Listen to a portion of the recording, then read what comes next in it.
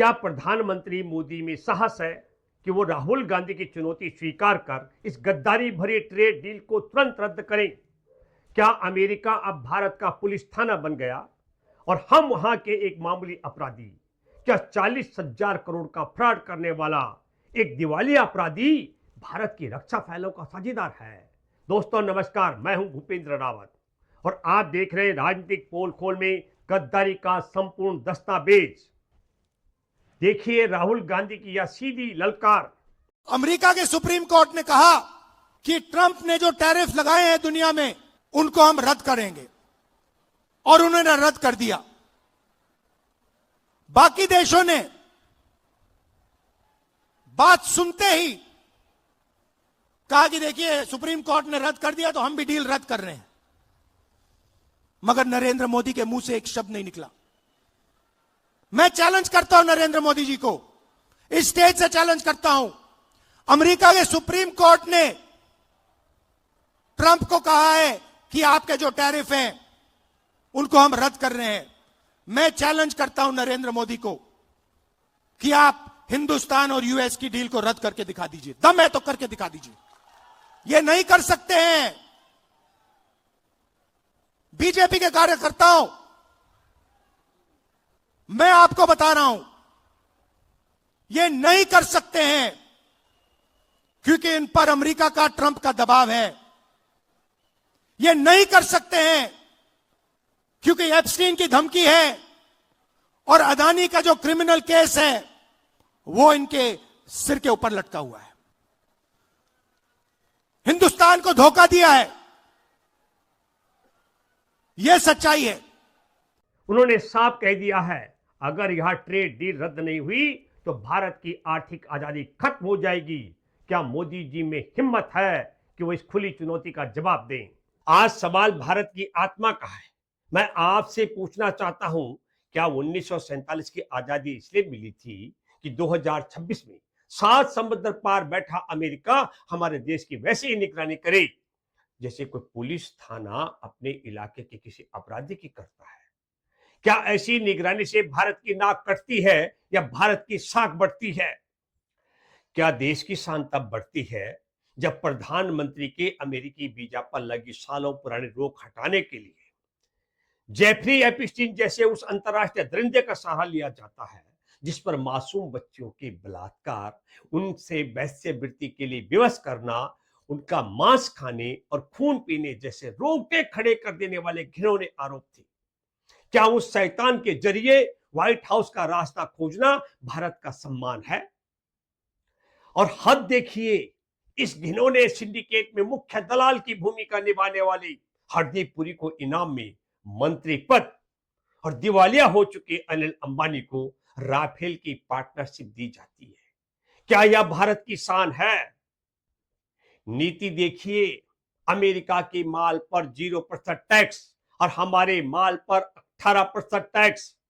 और अपमानजनक शर्त ये, अगर भारत ने रूस से 1 लीटर तेल भी लिया तो अमेरिका हम पर पेनल्टी लगाएगा। अमेरिका के 465 एकड़ वाले किसान के सामने अपने 2.5 एकड़ वाले गरीब किसान को मौत के कुएं में धकेल देना क्या विश्व गुरु होने की निशानी है? और सत्ता का अहंकार देखिए, एप्स्टीन जैसे शैतान से हाथ मिलाने और इजराइल में ठुमके लगाने से नाक नहीं कटती, लेकिन जब युवा कांग्रेस के साथी इस नई गुलामी का विरोध करते हैं तो दिल्ली पुलिस उन्हें साजिश करता बताकर जेल भेज देती है। आज इस महाखुलासे में हम उस हर नकाब को उतारेंगे जो राष्ट्रवाद के नाम पर पहना गया। दोस्तों देखिए यह पूरी रिपोर्ट, दलाली की क्रोनोलॉजी समझिए।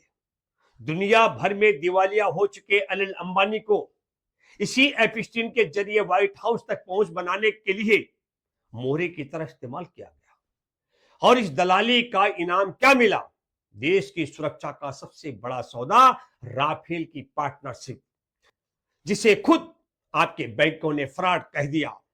उसे केवल व्हाइट हाउस की सेटिंग के लिए रक्षा सौदे का हिस्सा बनाना क्या भारत के गौरव की बात है? नाक कहां कटती है जब एप्स्टीन जैसे अपराधी के इशारे पर प्रधानमंत्री इजराइल जाकर नाचते और ठुमके लगाते हैं, तब देश की नाक नहीं कटती। क्या भारत की विदेश नीति न्यूयॉर्क के एक पीडोफाइल अपराधी के बेडरूम से तय हो रही थी? यह राष्ट्रीय शर्म का विषय है।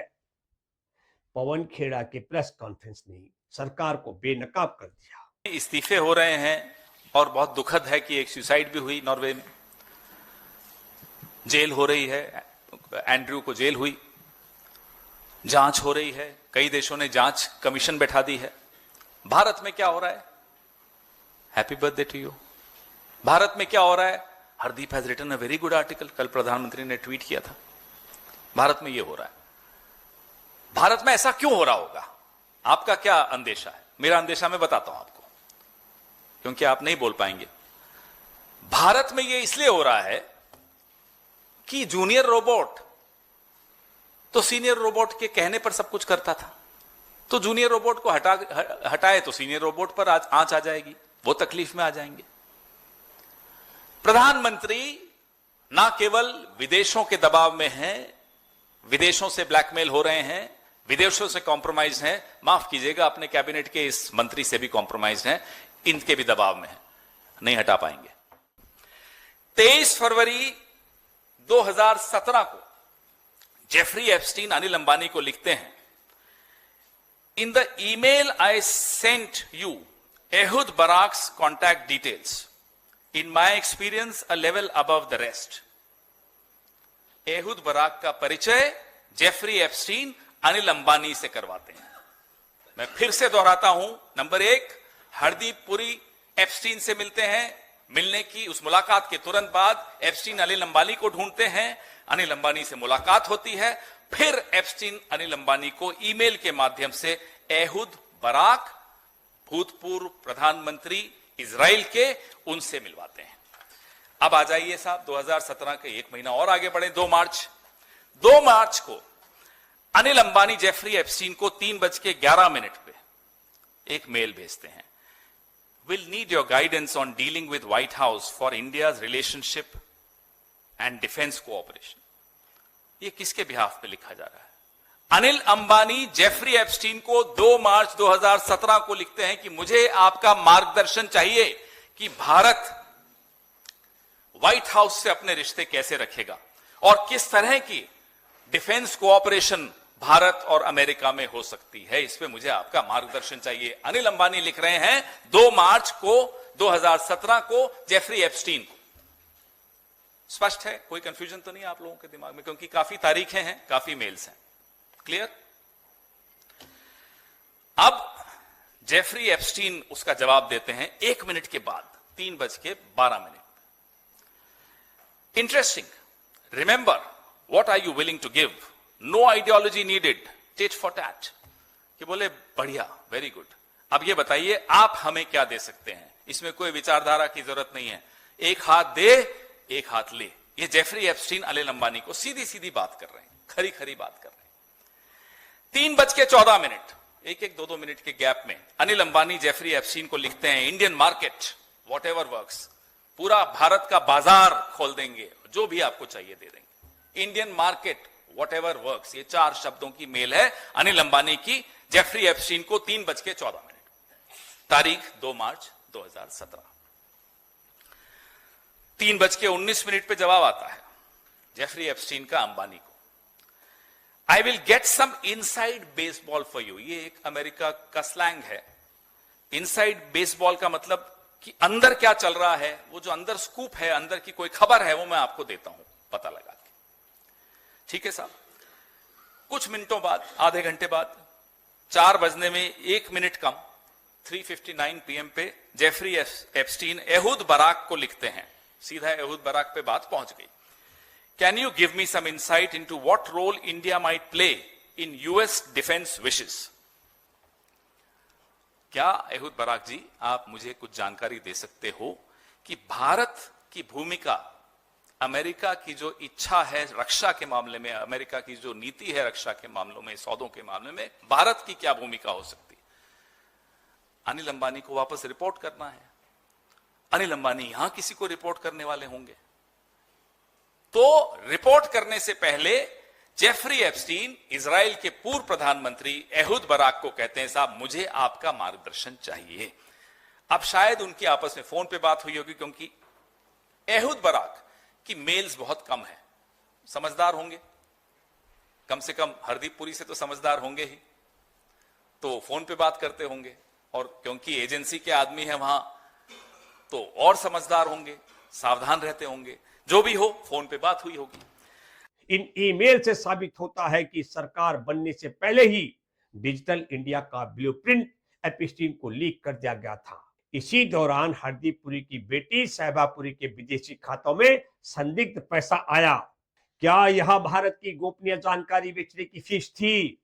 मार्च 2015 में दिवालिया हो चुके अनिल अंबानी ने पीपावान डिफेंस को 2088 करोड़ के प्रीमियम पर खरीदा और महज 15 दिन बाद उन्हें राफेल मिल गया। देश की अपनी विश्वसनीय कंपनी HAL को बाहर का रास्ता दिखाकर एक फ्रॉड की झोली में देश की सुरक्षा डाल दी गई। ये फिक्सिंग नहीं तो क्या है? जुलाई 2025 में अजीत डोभाल की सीक्रेट रिपोर्ट ने खुलासा किया कि अनिल अंबानी ने विदेशों से अरबों डॉलर उठाने के लिए भारत सरकार की गारंटी का फर्जी इस्तेमाल किया। सरकार ने जब देखा कि चोरी पकड़ी गई तब हाथ खींचा, लेकिन सुरक्षा के साथ खिलवाड़ तब भी जारी रहा। साझेदारी राफेल के साथ आज भी कायम है अनिल अंबानी की। 20 फरवरी 2026 को अमेरिका के सुप्रीम कोर्ट ने ट्रंप के टैरिफ अधिकारों को अवैध कह दिया। तब कानून ट्रंप के खिलाफ था, तो मोदी जी ने 500 बिलियन की ट्रेड डील में आत्मसमर्पण क्यों किया? ट्रंप के पास आपकी कौन सी कमजोरी है प्रधानमंत्री जी? ट्रंप जो कहता है आप उस पर ठप्पा क्यों लगा देते हैं? नीति देखिए दोस्तों, अमेरिका से आने वाले माल पर 0% टैक्स और भारत के माल पर अमेरिका वसूलेगा 18% टैक्स। यह व्यापार नहीं, भारत को अमेरिकी बाजार की मंडी बनाने की साजिश है। हमारे किसानों, व्यापारियों और छोटे उद्योगों की कमर तोड़ने के लिए यह गद्दारी की गई है। रूस से मिलने वाले $12 के डिस्काउंट पर जो तेल आ रहा था, उसको त्याग कर महंगा अमेरिकी तेल खरीदना किसके हित में है? इससे भारत की अर्थव्यवस्था पर महंगाई का सीधा प्रहार होगा। आम आदमी की जेब कटेगी और मुनाफा अमेरिकी तेल कंपनियों को होगा। क्या यह देशभक्ति है? और मुकाबला देखिए, अमेरिका के एक एक किसान के 465 एकड़ के लगभग जमीन है और अरबों की सब्सिडी पाता है, और उसके सामने हमारे 2.5 एकड़ वाले गरीब किसान को मौत के कुएं में धकेल देना क्या विश्व गुरु होने की निशानी है, या भारतीय किसानों के लिए मौत के दरवाजे खोलने जैसा है? 25 फरवरी 2026 को ईडी ने अनिल अंबानी के 17 मंजिला घर, जो 3,716 करोड़ रुपए का कुर्क कर दिया, जिसे बैंकों ने 22 अगस्त 2025 को फ्रॉड घोषित किया। घर कुर्क हो गया, साख मिट गई, पर वो आज भी राफेल का पार्टनर है। क्या यह देश की सुरक्षा के साथ खिलवाड़ नहीं है? जो इस आर्थिक गुलामी का विरोध कर रहे हैं, उन युवा कांग्रेस अध्यक्ष उदय भानु चिप और साथियों को शर्टलेस विरोध करने पर चुन चुन कर जेल भेजा जा रहा है। सरकार कहती है विरोध में नाक कटती है, एपिस्टीन से हाथ मिलाने पर नाक नहीं कटती, लेकिन हक मांगने पर जेल मिलती है। प्रधानमंत्री जी, क्या 1947 की आजादी इसलिए मिली थी कि 2026 में 7 समुद्र पार बैठा अमेरिका हमारे देश की वैसे ही निगरानी करे जैसे पुलिस थाना किसी अपराधी की करता है? क्या हम अपनी मर्जी से रूस से 1 लीटर तेल भी नहीं खरीद सकते? प्रधानमंत्री जी, आपसे दूसरा सवाल है, भारत को अमेरिका की निगरानी में गुलाम बनाकर रखने वाले समझौते को आप तरक्की कैसे कह सकते हैं? क्या देश की संप्रभुता को वाशिंगटन के हाथों गिरवी रखना ही आपकी देशभक्ति है?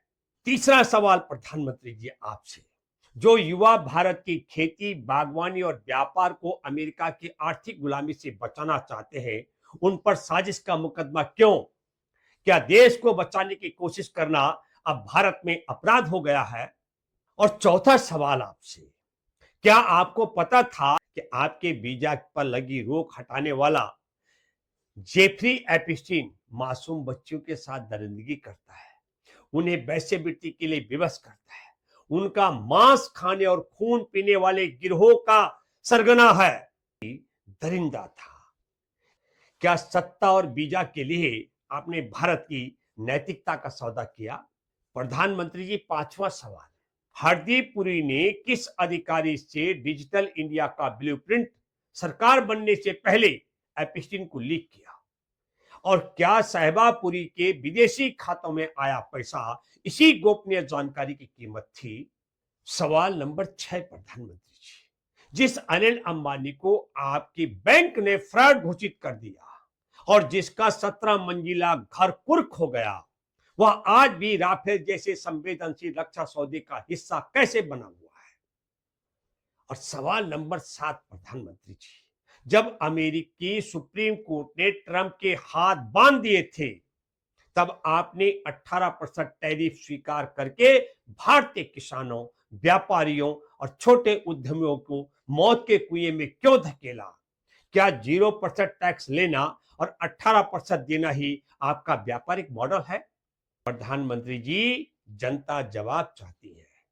दोस्तों, वीडियो को लाइक करें, शेयर करें, हमारे चैनल को सब्सक्राइब करें, इस सच्चाई को हर घर तक पहुंचाने में मदद करें। फिर मिलते हैं नई पोल खोल के साथ, राजनीतिक पोल खोल पर। तब तक के लिए जय हिंद।